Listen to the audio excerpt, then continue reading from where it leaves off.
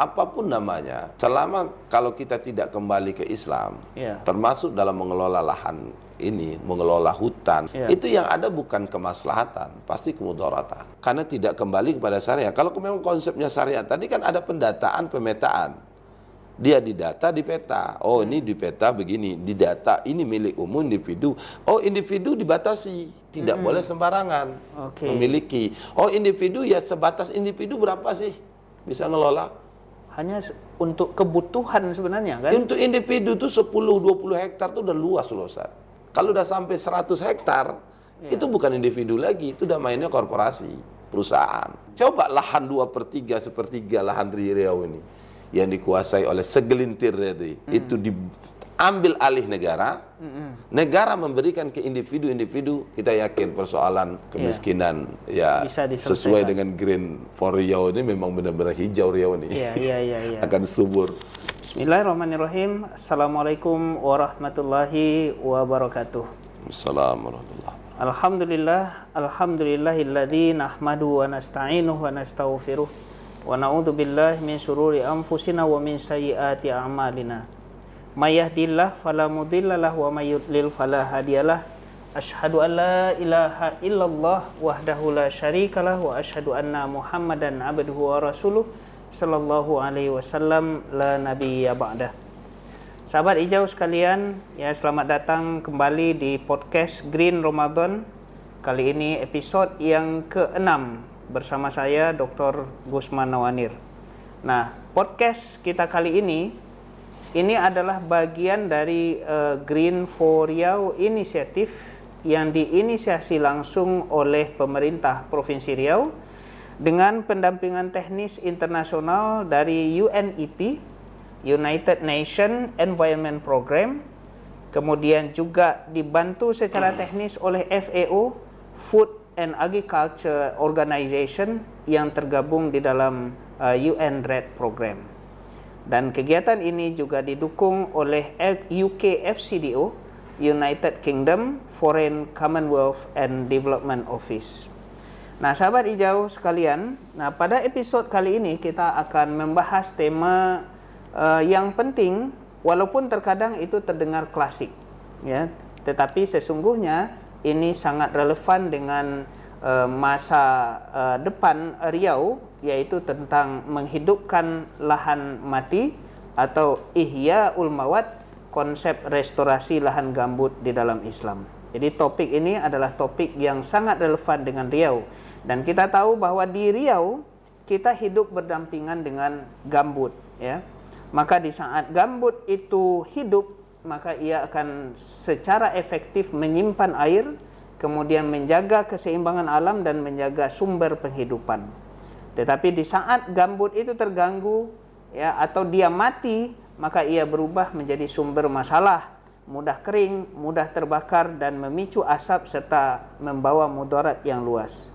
Maka pertanyaannya, sahabat hijau sekalian, apakah lahan yang terlantar, rusak dan dibiarkan itu harus terus menjadi beban atau bisa dihidupkan kembali sebagai amanah yang bisa kita kelola secara efektif dan efisien? Maka sebenarnya Islam itu punya konsep yang sangat tegas dan operasional.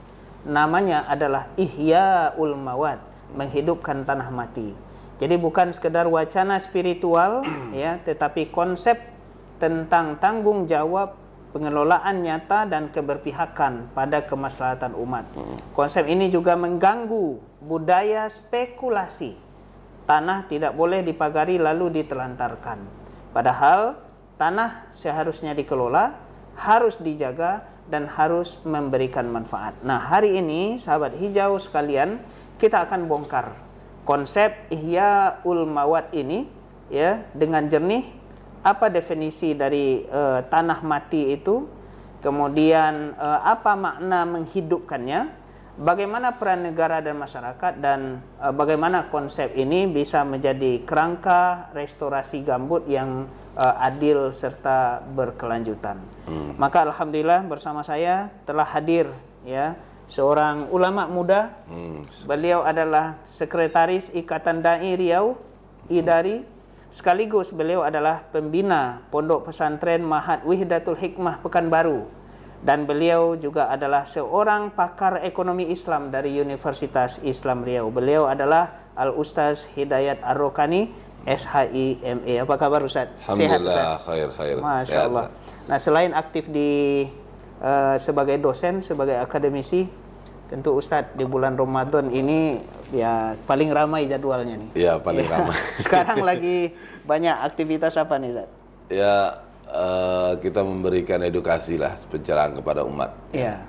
Umat, karena kita akademisi di Fakultas Ekonomi, dan bidang kita juga seputar masalah muamalah, maka kita pun memberikan pencerahan kepada umat bagaimana konsep bermuamalah itu. Yang saya kira ini ada kaitan dengan topik kita, tajuk kita pada Saya kira jadwal Ustadz ini penuh ya, mulai dari subuh ya, zuhur, asar, isya gitu ya. Ya penuh lah ya. Masya Allah ya.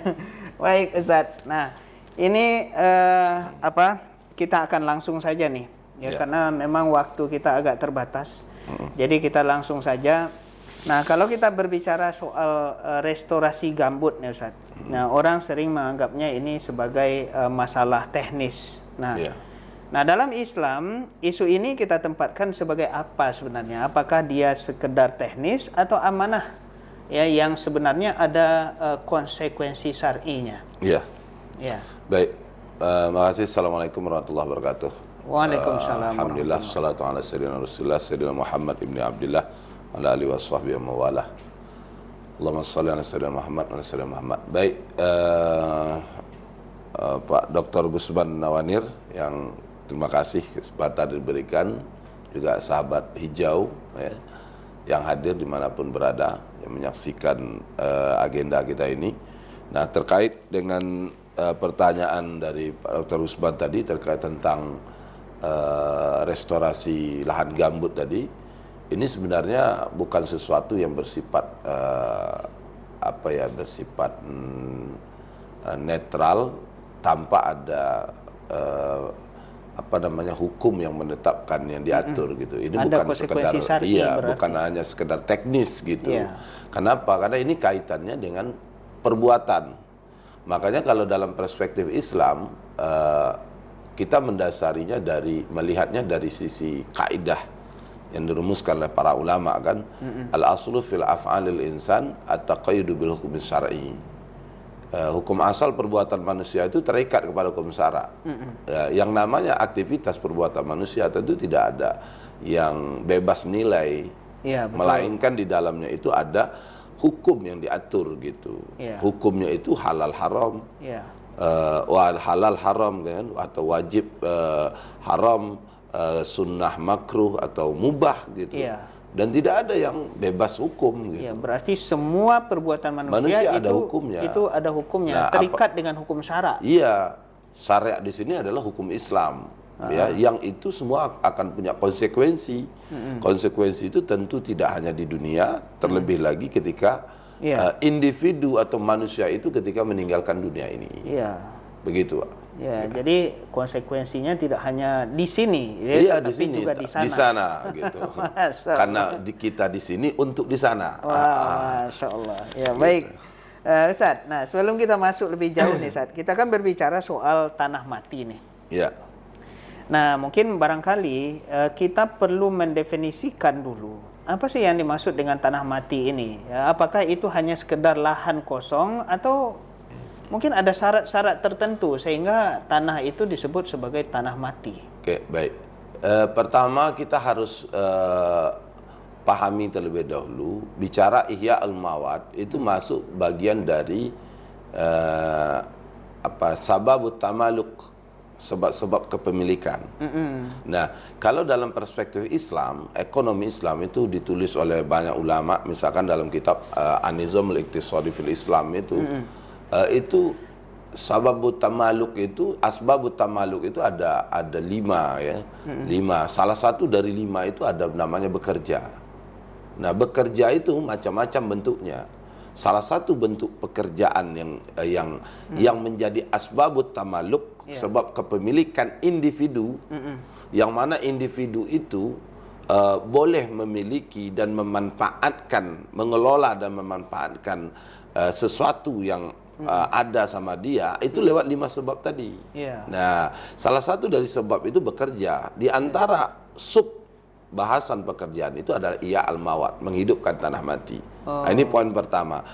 Yang kedua, tentu sebab-sebab kepemilikan individu ini tidak bisa dilepaskan dari pilar-pilar dalam ekonomi dalam Islam.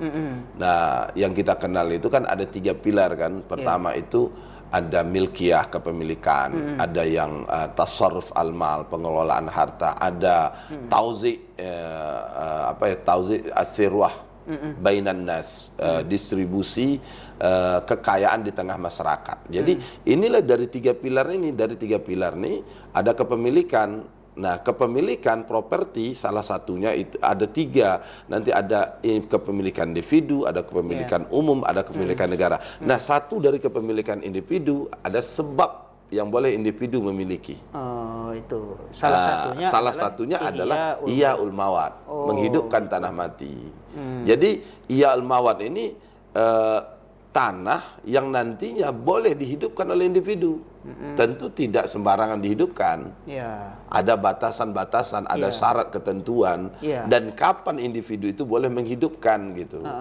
Dan ini tentunya tidak terlepas dari namanya ada regulasi, ada aturan, tidak bisa main ya caplok aja gitu kan. Bisa main perang orang kan. Orang udah capek-capek buka, gitu kan. Tiba-tiba diakui ini tanah ini. Nah, makanya kalau konsep ini sebetulnya diterapkan, saya yakin pertama memang seperti yang Ustaz sampaikan di awal tadi. Tidak ada tanah yang terlantar, kemudian akan produktif. Karena begini, Ustaz, kenapa filosofinya ada ihya al-mawat? Kalau kita buka dalam bukunya Fikih Ekonomi Umar bin Khattab itu, karangan Dr. Jaribah itu dijelaskan, tanah itu prinsipnya itu sama dengan manusia, tubuh. Manusia ini akan bermakna, bermanfaat itu kalau ada ruh di dalam tubuhnya. Jadi kalau ruh itu sudah keluar, jadi bangkai, jadi mayat. Nah, tanah juga begitu. Tanah kalau tidak dikelola, maka ibaratkan tubuh tanpa ruh. Disinilah pentingnya Islam sangat menekankan ihyaul mawat, menghidupkan tanah mati. Supaya apa? Supaya tanah itu punya ruh. Punya ruh. Sehingga seperti manusia akan memberikan manfaat bagi orang banyak. Makanya Islam sangat tidak tolerir dalam hal ini sebenarnya. Dan itu akan berlaku rata berlaku adil dalam semua pihak, setiap warga negara. Berarti di dalam Islam itu tanah yang terlantar itu tidak dibenarkan kan, kalau tidak dibenarkan. Cuma nanti kan perlu dibagi dulu ya. Makanya di sini perlunya adanya pemetaan dan pendataan yang dilakukan oleh negara. Negara akan membedakan. Di awal tadi kita kan jelaskan ada 3 kepemilikan tuh, ada individu, umum, negara. Nanti kepemilikan individu, umum, negara. Nah, dalam konteks tanah itu juga ada boleh dihidupkan oleh individu dan ada tidak boleh dikuasai individu. Dan ini adalah milik umat, milik negara, itu milik umat, milkiyah ammah, kepemilikan umum tadi. Dan ini harus dimanfaatkan bersama-sama. Gitu. Untuk manfaat, untuk kesejahteraan masyarakat. Kesejahteraan, bahkan seperti Ustaz bilang tadi, menjaga keseimbangan. Keseimbangan di alam ini. Itu misalkan hutan belantara itu tidak boleh dikuasai individu. Nah, kalau dikuasai individu ya mungkin kita menyaksikan beberapa waktu lalu kan terjadi bencana yang luar biasa gitu. Itu kenapa? Pengalian fungsi tadi. Makanya negara harus perlu ada regulasi, aturan yang menata dan mendata tadi. Jadi ini ada wilayah lahan milik umum. Kalau dalam Islam itu namanya hima. Hima itu la hima illa lillahi wa li rasulih. Jadi tidak ada hima itu kecuali milik Allah dan Rasul. Artinya apa? Ini milik siapapun. Karena konteksnya milik umum itu tidak hanya individu ya. Tapi siapapun rakyatnya. Bahkan dalam Islam itu luar biasa. Memang kehadiran Islam itu rahmatan lil alamin. Makanya di alam ini akan merasakan rahmat. Rahmat lil alamin itu apa? Darul mafasid, jabil masalih, menolak kerusakan, mendatangkan maslahat. Sehingga yang ada di alam berarti tidak hanya Islam ini akan menebarkan rahmat bagi umat Islam, bagi pemeluk yang meyakininya, tapi orang di luar Islam. Nah, termasuk dalam konteks milik umum tadi, itu tidak hanya Muslim yang akan memanfaatkan. Hak bukan hak Muslim saja. Itu bisa dimanfaatkan hima tadi oleh setiap rakyat. Makanya di dalam Islam dikenal nama Ahlul Dhimmah. Ahlul Dhimmah itu kan orang di luar Islam, keyakinannya bukan agama, tidak beragama Islam, tapi dia hidup di bawah kekuasaan Islam. Dia tunduk kepada Islam. Dia tak yakin dengan syariat Islam. Tapi dia tunduk. Dia tunduk. Ketundukan dengan Islam ini, maka Allah yang maha adil memberikan peluang ke individu tadi, yang non-muslim tadi untuk memanfaatkan ini. Makanya ada hadisnya itu kan dengan dua lafaz, al-muslimuna syuraka, muslim berserikat. Tapi lafaz yang lain, an-nasu syuraka. Manusia yang berserikat, berkongsi milik bersama. Nah, manusia di sini apa? Ya muslim, non-muslim. Dalam hal apa? Fil ma' wal kala' wan nar. Fil ma' air, wal kala' padang rumput, termasuk tanah tadi. Wan nar sumber energi. Nah, jadi di sini perlu pemetaan dan pendataan mana wilayah tanah itu milik umum, yang itu mesti dikelola negara, dan nanti hasilnya milik publik, umat atau rakyat ya tanpa terkecuali, dan mana tanah itu milik individu yang bisa dikelola individu. Nah, dan dikelola ini tadi juga dibedakan nanti Ustaz, mana lahan pertanian dan mana lahan pemukiman, wilayah pemukiman. Karena ini beda, karena konteksnya Ihya al-Mawad ini bukan lahan pemukiman, wilayah pemukiman. Tetapi konteksnya adalah lahan pertanian atau perkebunan. Nah, makanya sesuai kan restorasi lahan gambut itu. Nah, mana lahan yang boleh dikelola, ditanami, ada tidak gitu. Yang mana kalau dulu kan istilah reboisasi, ya ditebang, direboisasi. Mana wilayah yang boleh ditebang lahannya, mana tidak. Gitu. Islam mengatur itu semua. Bahkan dalam hadis yang lain kan, itu dalam konteks di luar ini ya, bukan konteks Ihya al-Mawad yang menghidupkan tanah mati, tapi dalam konteks hutan itu. Man qata'a sajarah sidroh.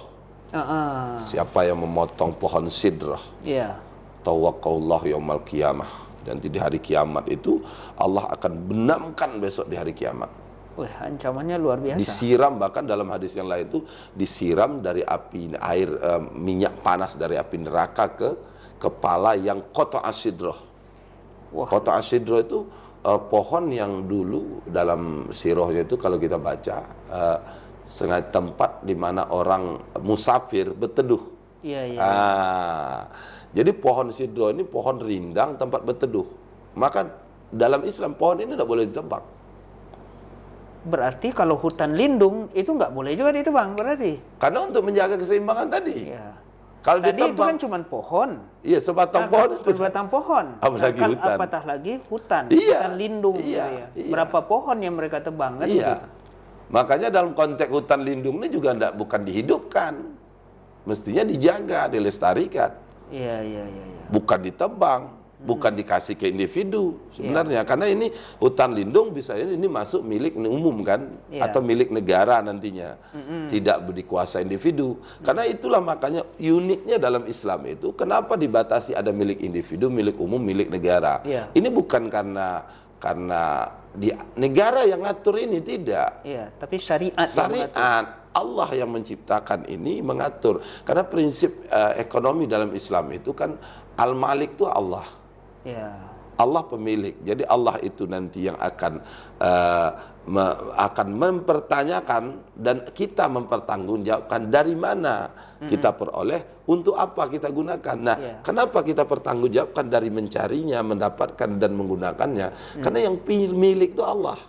Karena Allah pemilik, Allah memberi aturan, Allah memberi batasan dan membagi mana individu boleh memiliki, mana individu tak boleh miliki, mana publik wilayahnya, kepemilikan umum masyarakat, dan mana yang bukan, dan mana pula milik negara. Kenapa perlu ada milik negara?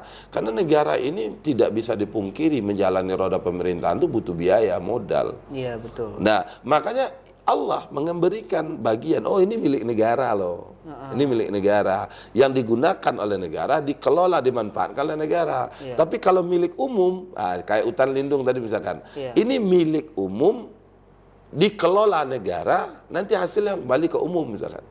Kalau hutan lindung tuh kayaknya lebih tepat kepada ini ya, harta milik negara. Jadi kalau harta milik negara, itu manfaatnya bukan, itu untuk negara kah atau untuk rakyat? Untuk negara, dikelola negara, dimanfaatkan untuk negara. Karena untuk apa? Misalkan untuk gaji pegawai,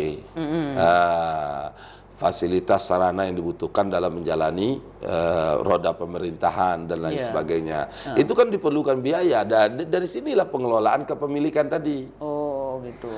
Misalkan pengelolaan, misalkan hasil, kalau dalam Islam itu ya misalkan hasil diperoleh dari harta ghanimah dan lain sebagainya lah, ya. Termasuk pengelolaan tadi kan. Beda kalau misalkan milik umum tadi, milik umum itu dikelola negara, hasilnya balik ke umat. Dan milik individu dikelola individu, dimanfaatkan oleh individu.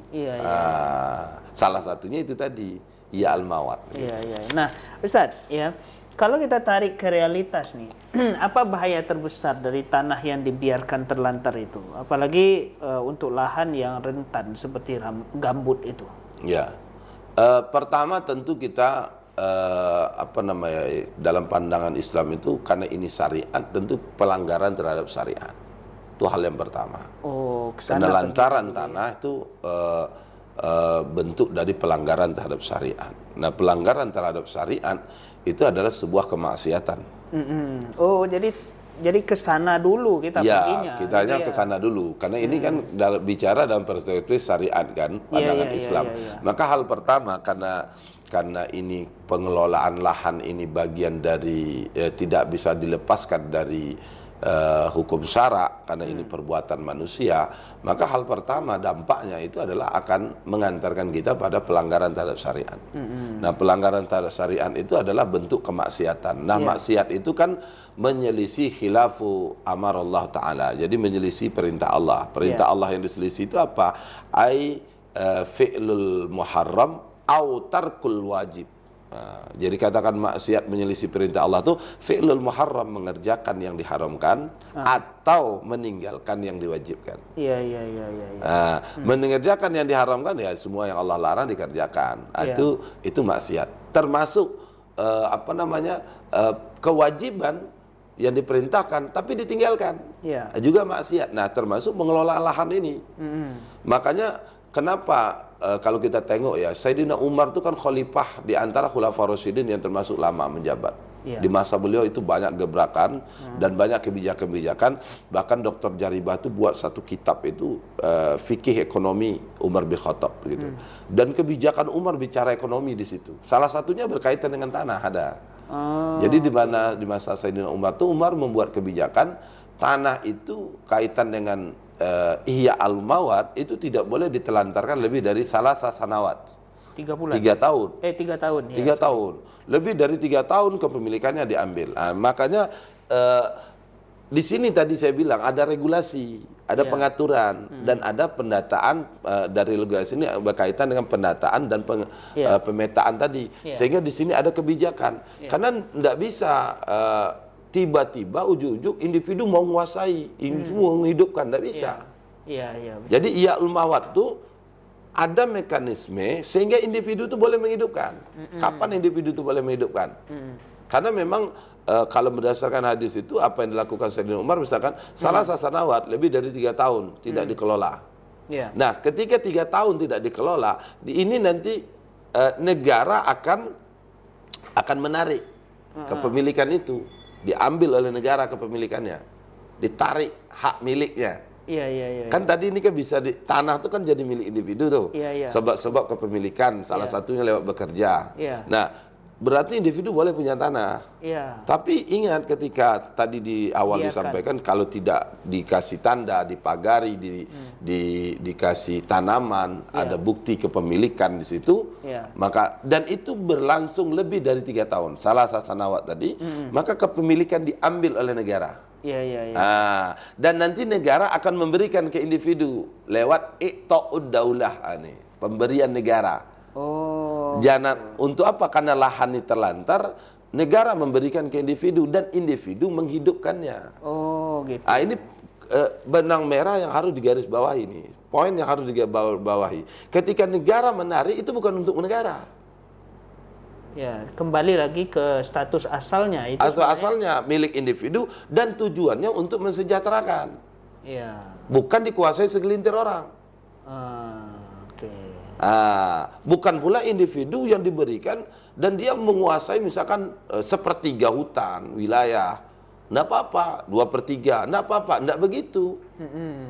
Negara tentu akan gunanya nanti agar tanah ini produktif diserahkan ke individu, sehingga dengan pengelolaan lewat Ihya Al-Mawad ini, ya individu itu kan bisa bekerja, memaksimalkan diri dan waktunya, potensinya.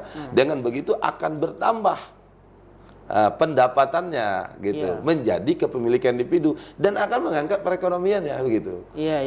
Tapi ketika ditarik negara, misalkan ada, ini bukan berarti ketika negara narik serahkan ke individu juga, tapi dalam bentuk korporasi. Atau sekarang lagi maraknya misalkan ke oligarki, dan ini tidak dibenarkan. Kenapa? Karena akan terjadi ketimpangan. Ketimpangan ekonomi. Nah, dalam perspektif Islam ini lagi-lagi bertentangan kan. Kaila yakuna dulatan bainal aghniya minkum. Jadi Allah melarang terjadinya penumpukan harta kekayaan di segelintir orang, tapi tidak memberikan manfaat di orang banyak. Makanya lewat tadi penelantaran tadi diambil negara, dikembalikan ini. Sehingga ini pengabaian terhadap pengelolaan tadi itu hal yang pertama, itu mengantarkan pada pelanggaran terhadap syariat. Dan ini sebuah bentuk kemaksiatan. Nah, yang kedua, dampaknya tentu akan mendatangkan mudarat kalau ini tidak dikelola. Kemudaratannya tadi ya dari sisi pertama secara ekonomi akan terjadi ketimpangan, tidak produktifnya lahan, ya kan? Nah, sementara di sisi lain ada banyak masyarakat, umat yang punya keinginan bekerja tapi tidak punya lahan, gitu. Nah, andaikan yang terlantar ini ditarik, diambil alih negara, dan negara memberikan kepada individu rakyat, khususnya misalkan di Indonesia, itu akan memberi pengaruh yang positif terhadap perekonomian. Karena 25 juta loh kan, kalau kita ini data resminya kan kemiskinan itu. Coba 25 juta rakyat Indonesia ini, tentu coba di list 25 juta ini kita yakin tidak punya lahan. Coba lahan yang tidak dikuasai, terlantar sekian lama, lebih dari 3 tahun, ya kan? Bahkan kalau kita jalan keluar kota itu bahkan ada hutan-hutan yang tak ini kebetulan atau tidak, gitu. Ya kan? Nah ini dampaknya secara ekonomi kan, persoalan ekonomi, dan tentunya dampak secara ekologis lingkungan juga kan. Kalau ditelantarkan. Nah, ini kan menjadi lahan yang tidak produktif kan, dan bisa juga ini karena gambut tadi menghidupkan tanah mati disalahartikan penggunaannya, pemanfaatannya itu dikuasai oleh individu yang memiliki kemampuan. Dia akan mengalih fungsikan lahan tadi, lahan gambut tadi, lahan yang ada untuk kepentingan pribadinya. Sehingga inilah yang terjadi, individu punya lahan sekian luas, dan apalagi pas musim panas. Ini memicu semacam ini, mencari jalan pintas yang praktis, yang ringkas, yang ekonomis, tanpa mengeluarkan lahan dan biaya, karena dibakar. Caranya dibakar. Dan bahkan kebakaran hutan ini sebenarnya kalau kita tengok faktanya, kalau kita tengok di media ya, tidak juga sengaja dibakar. Juga kadang-kadang iseng-iseng juga ada. Misalkan iseng-iseng orang cari mancing gitu kan, karena lahan yang tinggal ini biasanya ada parit, ada apa gitu. Itu lahan dibuat orang untuk spot untuk memancing. Jadi sambil mancing ngerokok. Habis rokok puntung kan dibuang. Karena hutan yang kayak tadi lahannya bisa kering dan sebagainya. Ini micu terjadinya kebakaran. Dan tidak serta-merta juga sengaja dibakar, tapi ada juga sengaja. Gitu. Sehingga kalau tidak dilakukan restorasi yang seperti tadi itu mendatangkan kerusakan bagi alam. Nah, kerusakan bagi alam tentu tidak hanya bagi manusia aja, semua yang ada di alam ini.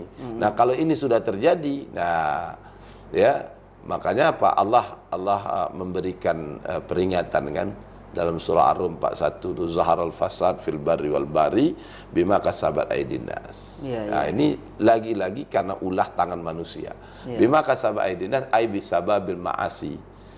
Disebabkan kemaksiatan. Nah, kemaksiatan apa? Kembali lagi ke dampak di awal tadi. Karena ketidaktaatan terhadap aturan syariat, aturan Allah, mekanisme kaifiat yang ditetapkan oleh syariat dalam mengelola tanah tadi. Sehingga muncul kerusakan. Nah, kembali lagi ke situ. Gitu. Berarti itulah ya alasan kenapa Islam itu secara tegas betul soal tanah terlantar ini kan. Jadi logika syariahnya itu kenapa tidak dibiarkan saja menjadi aset tidur adalah seperti yang Ustaz jelaskan tadi. Pertama itu pelanggaran kemaksiatan, bentuk kemaksiatan. Yang kedua itu sama halnya membuat tubuh, ibarat tubuh tak punya ruh tadi. Nah, kemudian ketika tubuh tidak punya ruh itu kan memberikan dampak negatif. Baik secara ekonomi maupun dalam perspektif lingkungan dan lain sebagainya. Nah, Ustaz, ini nih kita ke konsep menghidupkan tanah matinya nih ya. Batas minimalnya apa yang disebut benar-benar menghidupkan itu, Ustaz? Kalau kita lihat di dalam hadis itu kan man ahya aradan mayitan fahiyalah. Siapa yang menghidupkan tanah mati itu, maka tanah itu jadi milik dia kan. Batasannya itu, jadi sebenarnya menghidupkan itu harus ada batasan. Batasannya itu memang mengimarohkannya. Maka ada dalam hadis yang lain kan man a'maro aradon laisa li ahadin fahuwa ahaqqa. Jadi siapa yang memakmurkan, menghidupkan tanah laisat li ahadin, catatannya tidak milik orang lain, seseorang, fahuwa ahaqqa, maka dia adalah berhak terhadap tanah itu gitu. Nah, makanya batasannya itu tadi menghidupkan itu adalah misalkan ini menanaminya min ihatatin au zar'in au imarah au nahwi zalik. Jadi dia memberi tanda, menanami memakmurkannya itu berarti memang dia produktifkan. Kadang-kadang juga tidak diproduktifkan dalam artian rutin harian, mingguan. Tergantung kondisi tanahnya juga kan. Bisa jadi tanah perkebunan, tentu tidak tiap hari juga. Gitu. Kalau tanah persawahan pertanian mungkin tiap hari kan. Kalau tanah perkebunan tidak. Sebenarnya kalau kita pahami lagi batasannya ini, apa yang kita kaji sekarang ini, itu sebenarnya sudah dipahami oleh orang tua kita dulu. Makanya orang tua kita dulu, dia punya lahan misalkan 1 hektar atau 1 kaplingan luas lah, atau 1 hektar gitu kan. Dia tanah yang 1 hektar tuh dia tanami pohon keras. Pohon keras itu sebagai tanda. Bahwa tanah itu milik dia. Milik orang, ada pemiliknya. Berarti bukan tanaman liar, Ustaz. Tapi tanaman yang sengaja ditanam. Biasanya pinang, kayak tanaman keras lah, jengkol, buah-buahan, kelapa. Sehingga itu kan tanaman yang benar-benar ditanam kan. Nah, dengan begitu, ini tidak boleh dimiliki. Berarti itu sudah ada pemiliknya. Pemiliknya, gitu. Dan itu tidak boleh diambil oleh negara, kemudian diserahkan kepada orang lain. Gitu tidak boleh, tidak boleh. Karena itu masih produktif dikelola. Walaupun mungkin intensitasnya tidak dalam waktu singkat kan, misalkan tidak dalam seminggu, sepekan, tidak dalam hitungan hari, bisa jadi dalam 3 bulan pas musim, misalkan ditanami durian gitu. Durian berapa musimnya banyak sekali. pas musim durian aja musim dia durian datang, aja dia kelola, dia bersihkan gitu kan. Atau tanaman lain. Makanya unik kalau orang tua kita dulu di tanah yang 1 hektar yang dia punya semua macam jenis tanaman. Itu membuktikan itu kepemilikan, bentuk imaroh. Memakmurkan ataupun memproduktifkan tanah tersebut, gitu, atau menanaminya, atau bentuk lain. Bahkan bentuk lain itu ada batas. Boleh juga dibuat pakai batas itu. Batas misalkan kayak batu misalkan. Makanya kalau dulu kan, dulu kalau kita tengok sejarahnya, orang tua itu dengan cara melempar apa gitu. Ini diambilnya tampang buah pinang gitu kan. Di ketapelnya sejauh mana itu batas dia. Dan sejauh itu tadi tumbuh dia tanam ini. Nggak sekedar tanda itu aja, tapi nggak ditelantarkan gitu. Jadi begitu. Ya, berarti kalau tanah itu kosong sama sekali selama 3 tahun ya tadi batasannya. Iya. Maka itu terkategori tanah mati. Mati. Begitu ya. Nah, kalau terkategori tanah mati, nanti negara akan mengambil. Karena mesti dihidupkan. Iya. Begitu. Nah, bagian yang sering jadi apa tuh, Ustaz? Yang jadi tamparan itu aturan 3 tahun itu, Ustaz. Ya, apa pesan syariah dari aturan bahwa tanah yang dibiarkan 3 tahun itu haknya gugur? Ya, karena kan itu waktu yang normal aja sebenarnya. Kalau 1 tahun 2 tahun kan singkat ya. 3 tahun terlantar itu berarti kan sudah, apalagi kalau bicara musim kan, musim itu minimal setahun sekali. Andai kan lebih dari 3 tahun itu, ini sebenarnya alami aja sebenarnya. Berarti kalau udah 3 tahun, ini salah satu bentuk kebijakan dari Umar sebenarnya ya. Kebijakan dari Umar bin Khattab ya. Kalau udah 3 tahun itu kan berarti udah pemilik itu bentuknya tidak punya etikat ini lagi. Tidak punya etikat untuk memproduktifkan, mengelolanya gitu. Kalau setahun terlantar bisa jadi karena ada kendala apa gitu, sakit atau apa. 2 tahun juga gitu. Kalau udah sampai 3 tahun, berarti kan udah ada niat gitu untuk ngelola. Berarti atau ada kemungkinan tanah yang dia punya itu, dia miliki itu tanah sebenarnya sudah terlalu luas dan dia tak mampu memproduktifkannya gitu. Ini sangat menarik, Ustaz. Berarti memang Islam itu memang menuntun kita supaya memang tanah itu dibikin produktif gitu ya, nggak boleh sama sekali ditelantarkan, kan begitu artinya. Jadi tanah itu bagaimanapun harus produktif gitu ya. Karena memang begitu ya, terkait dengan tanah ini kan bagian dari modal ya. Modal. Bahkan kalau kita melihat pepatah orang tua kita dulu, itu sebenarnya kalau kita dalam bicara tanah, bersahabat dengan bumi katanya, bersahabat dengan ibu, maka kita tidak kelaparan. Makanya satu cara yang produktif banget itu untuk mengentaskan kemiskinan itu lewat ini memproduktifkan tanah gitu. Tentu disesuaikan kan. Kalau untuk Riau kan lahan gambut itu tentu tidak bisa sembarangan, tidak bisa ditanami sawit gitu. Malah sawit itu akan seperti yang saya bilang tadi di awal, itu akan mematikan fungsi peran dari gambut. Harusnya itu gambut itu cocoknya misalkan tanaman yang tepat lah, seperti sagu gitu kan, karet dan sejenisnya gitu. Sehingga lewat tanah ini produktif. Dan ini sebagai poin penting, entry pointnya kita bisa belajar baca sejarah di masa Sayyidina Umar bin Abdul Aziz. Sering digadang-gadangkan kisah di masa Umar bin Abdul Aziz itu zaman di mana tidak ada orang yang menerima zakat. Ya kan? Zakat, kemiskinan itu sampai 0%. 0%, itu kenapa kok bisa 0%? Sering digadang-gadangkan itu kan tidak terima zakat. Tapi kalau kita artinya tidak ada yang miskin. Tidak ada yang miskin. Sebenarnya kalau kita telah, kenapa orang tak mau terima zakat?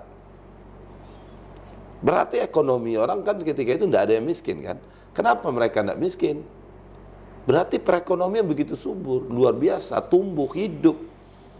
Nah, apa perekonomian yang menjadi andalan negara ketika itu? Bukan tambang, bukan jasa, Apa? Pertanian. Pertanian. Masya Allah. Pertanian. Karena memang Sayyidina Umar bin Abdul Aziz ini kan cucunya Sayyidina Umar bin Khattab kan. Cucunya Sayyidina Umar bin Khattab. Kebijakan tanah ini di masa Rasul sudah, berlanjut Abu Bakar. Itu betul-betul dikonsep betul lagi itu di masa Sayyidina Umar. Kebijakan Umar begitu banyak terkait itu. Umar bin Khattab. Lanjut masa Utsman, Ali, masa Umayyah, dan masa sampai pada masa Umar bin Abdul Aziz. Itu memproduktifkan lahan pertanian. Oh, Masya Allah. Ini luar biasa, Ustaz. Ya, barulah sebenarnya dari ketaatan terhadap syariat, memproduktifkan lahan pertanian, ada maslahat. Salah satu maslahatnya apa? Ekonomi orang terangkat. Hidup. Nggak ada orang miskin. Makanya wajar, faktor apa namanya? Ada variabel, sehingga apa namanya? Zakat itu nggak perlu orang lagi. Iya. Karena tidak ada lagi mustahik. Nggak ada lagi mustahik. Ekonomi udah bagus. Kondisi ekonomi orang ketika itu kalau tidak cukup makmur. Iya. Itu sampai di dalam cerita itu sampai dikatakan bahwa ya sampai para amil itu kehilangan akal untuk mendistribusikan harta zakat. Iya. Sampai itu dikatakan bahwa Khalifah Umar bin Abdul Aziz itu mengatakan belilah gandum. Kemudian taruhlah gandum itu di puncak-puncak gunung, ya, sehingga tidak ada lagi yang mengatakan bahwa burung-burung di negeri kaum muslimin itu ada yang lapar. Perutnya dalam kondisi kosong. Iya. Letakkan di gunung-gunung, di genteng-genteng rumah. Iya. Dan bahkan dari harta zakat ini apalagi kreatif tuh amilnya. Iya. Ini pemuda-pemuda yang membujang. Iya. Digunakan dari harta zakat untuk membantu mereka untuk menikah. Iya. Kebijakan sampai segitu. Iya. Nah, sampai kepada tadi, udah ndak ada lagi, ini pemuda udah pada menikah semua nih. Iya. Pertama dicari orang miskin ndak ada. Iya. Pemuda udah habis menikah, orang fakir semua udah ada. Iya. Jadi gimana? Itu sampai terakhir memberi burung. Ini level pemimpin tidak lagi memikirkan manusia, tapi sudah memikirkan hewan. Karena memang terbukti saat rahmatan lil alamin. Nah, makanya kalau kita sekarang, misalkan kalau kita berjalan di beberapa tempat di Riau, bahkan Riau lah, kayak di Islamic Center, misalkan Pasir, atau kalau kita melihat video-video yang ada di Eropa, di Inggris, misalkan di mana gitu, di tempat keramaian, ada tradisi ngasih burung makan. Iya. Terutama burung merpati, burung pos itu kan. Iya. Nah, itu sebenarnya tradisi terjadi pada masa dulu. Oh, oke. Bahkan kalau di Madinah, di Masjid Nabawi itu ada juga, Ustaz. Iya, ngasih burung makan kan. Iya. Nah, ini bentuk tradisi di masa tadi, masa Umar bin Abdul Aziz, yang para amil tuh udah kreatif, enggak lagi mencari orang fakir miskin, tapi mencari burung yang kelaparan. Iya. Nah, Ustaz, ini karena waktu kita terbatas. Iya. Kalau konsep Ihyaul Mawad itu kita tarik menjadi prinsip restorasi gambut ya. Itu desain solusinya seperti apa agar dia bisa tertib, bisa adil, bisa amanah. Nah, peran individu, komunitas dan negara itu nanti seperti apa, Ustaz? Ya, pertama memang tentunya dari sisi konsep ini ya, kita memberikan edukasi terhadap konsep lahan gambut itu sendiri. Dan termasuk al-mawad itu sendiri. Kepada siapa? Kepada umat ini. Iya. Nah, sehingga dari situ nanti setiap individu paham kaitannya dengan lahan-lahan yang boleh dia kelola, boleh tidak. Nah, kemudian juga ada konsekuensi, ada semacam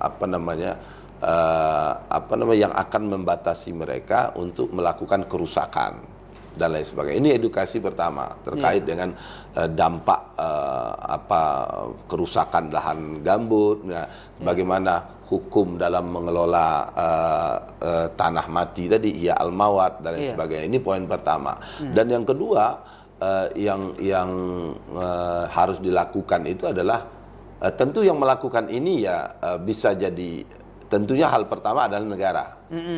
Karena negara punya power dalam hal ini.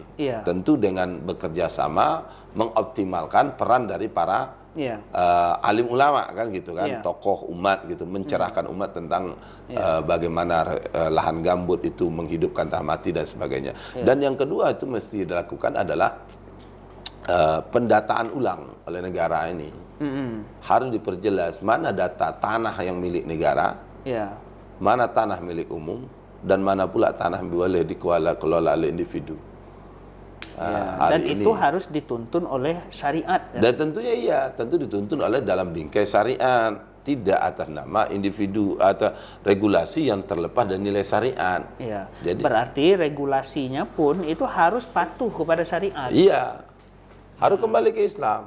Karena mohon maaf, apapun namanya, selama kalau kita tidak kembali ke Islam, termasuk dalam mengelola lahan ini, mengelola hutan, apapun namanya, itu yang ada bukan kemaslahatan, pasti kemudaratan. Ya kan? Pasti kemudaratan. Coba tadi, kalau kita lihat kita melihat data begitu misalkan ada individu atau korporasi menguasai 1/3, bahkan ada 2/3 lahan. Tapi miris ratusan juta, puluhan juta rakyat sendiri, khusus di Riau misalkan, itu tidak punya lahan. Itu kenapa? Karena tidak ada regulasi yang tegas tadi. Sebagian kecil tapi menguasai sebagian besar lahan. Sebagian besar lahan. Sebagian besar masyarakat justru tidak punya lahan. Tidak punya lahan. Padahal mereka bukan tidak mau mengelola lahan, bahkan tidak punya kemampuan, tidak punya lahan untuk bisa dibeli tadi. Atau itu masalahnya di regulasi kah atau bagaimana, Ustaz? Di pengaturan, regulasi pengaturan. Karena itu tadi kan, karena tidak kembali kepada syariat. Kalau memang konsepnya syariat, tadi kan ada pendataan, pemetaan. Dia didata, di peta. Oh ini di peta begini, di data ini milik umum individu. Oh individu dibatasi, tidak boleh sembarangan memiliki. Oh individu sebatas individu berapa sih bisa ngelola? Hanya untuk kebutuhan sebenarnya kan? Untuk individu tuh 10-20 hektar tuh udah luas loh, Ustaz. 10-20 hektar tuh udah luas. Kalau udah sampai 100 hektar, itu bukan individu lagi, itu udah mainnya korporasi, perusahaan. Coba lahan 2/3, 1/3 lahan di Riau ini yang dikuasai oleh segelintir tadi, itu diambil alih negara. Negara memberikan ke individu-individu, kita yakin persoalan kemiskinan bisa sesuai dengan Green for Riau ini memang benar-benar hijau Riau ini akan subur keluar dari persoalan. Nah makanya tadi itu pertama dari sisi edukasi, yang kedua dari sisi regulasinya harus jelas, pendataan, pemetaan dan pendataan, dan tentunya yang ketiga itu ini bagian harus dalam bingkai Islam. Tentu mau tidak mau dalam bingkai Islam. Justru kerusakan hari ini, kenapa data membuktikan 20% sumber daya alam dinikmati hanya 80%, sebaliknya 20% sumber daya alam dinikmati oleh 80%, sebaliknya 80% sumber daya alam dinikmati 20% sumber 20% orang penduduk, orang kaya. Kenapa 80% menikmati 20% penduduk dunia? Sebaliknya 20% penduduk dunia itu hanya menikmati 80%. Ini karena tidak diatur secara Islam. Tapi diatur dalam bingkai kapitalis. Makanya tak heran tadi terjadilah lahan gambut itu kan anugerah sebenarnya dari Allah. Kalaulah ini dikelola dengan benar, diatur dengan mekanisme dan didasari oleh regulasi yang tunduk dan patuh kepada syariat, itu kondisi lahan gambut itu akan memberikan kenyamanan, ketenangan, dan kesejahteraan. Ya kan? Tanah akan tetap subur, Ustaz. Coba kalau fungsi lahan gambut dialih fungsi jadi sawit, itu tidak subur lagi. Yang ada malah rusak. Malah rusak. Saya ada kawan yang di kota itu bilang kan, 1 liter lahan sawit itu bisa menghabiskan hampir 20 liter air sehari. Maka itu bisa gersang tanahnya. Lama-lama tidak subur. Coba kalau gambut, itu akan tetap subur itu. Tanami ubi tumbuh, tanami nanas tumbuh. Akan tetap bertahan itu. Tapi kenapa bisa seperti ini? Beralih fungsi dari gambut menjadi ini. Dengan ini daripada telantar, tidak dikelola orang, mendingan kita kelola. Ini karena dalam bingkai tidak diatur sesuai Islam. Kapitalis tadi. Ya, maka individu menguasai sekian luas. Ya. Dalam mereka berlindung, oh ini kan daripada telantar, bukan telantar, karena tidak diatur. Ya. Nah disitulah memang pentingnya kita kembali kepada syariat Islam. Ya, kembali kepada syariat. Dan ingat, kita hidup di dunia ini untuk tunduk ke syariat. Karena kalau bukan dalam rangka tunduk ke syariat, kita tidak hadir ke dunia ini. Jadi hanya untuk taat kepada syariat, tidak ada pilihan lain. Ya. Kalau kita tidak mau taat, ngeyel, tongkau atau mada gitu, ya. Tunggu aja. Ya, Man a'radu an zikri fa inna lahu ma'isyah. Iya. Guru saya itu bilang, Ustaz, kita ini hidup menumpang di bumi Allah. Masa kita tak taat kepada orang yang punya bumi? Itu. Baik Ustaz, nih luar biasa nih perkongsian dari Ustaz pada hari ini. Ya. Sebenarnya banyak hal lagi nih yang perlu didiskusikan bersama Ustaz nih. Ya, saya dapat belajar banyak sekali nih dari Ustaz, dan tentu saja sahabat hijau semua itu belajar banyak juga dari apa yang sudah Ustaz sampaikan. Ya. Nah, baik sahabat hijau semua, ya alhamdulillah kita sudah sampai di penghujung episode yang ke-6 kali ini, menghidupkan lahan mati, konsep restorasi lahan gambut dalam Islam. Nah, hari ini ya, alhamdulillah kita belajar bahwa di dalam Islam itu tanah itu bukan hanya sekedar aset, ya, tetapi ia adalah amanah yang nanti itu pasti akan dimintai pertanggungjawaban. Nah, lahan yang dibiarkan terlantar itu bukan hal yang netral, karena dari tanah yang terlantar itu sering lahir mudarat, ya, bisa jadi bentuknya kebakaran, bisa jadi bentuknya asap, ya, bisa jadi nanti krisis air dan lain-lain sebagainya.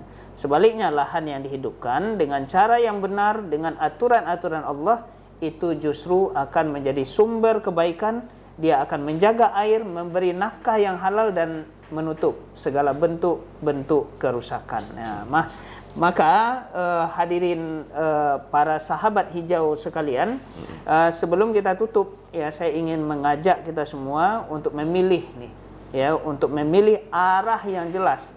Apakah kita ingin mewariskan gambut yang hidup atau gambut yang mati? Ini penting, ya.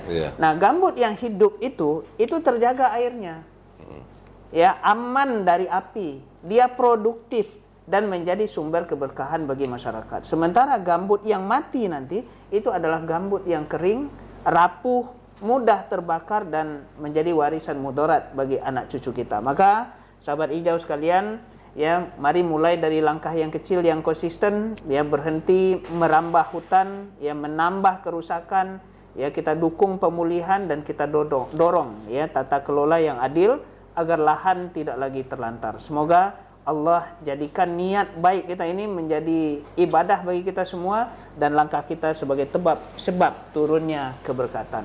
Terima kasih kepada Ustadz Hidayat atas perkongsian dan nasihatnya pada hari ini. Terima kasih juga kepada seluruh sahabat hijau sekalian dimanapun Anda berada, sudah menyimak sampai akhir dari sesi ini, dan insyaAllah kita akan bertemu lagi pada episode berikutnya. Salam hijau, salam lestari, billahi taufik wal hidayah. Assalamualaikum warahmatullahi wabarakatuh. Waalaikumsalam warahmatullahi wabarakatuh. Masya Allah.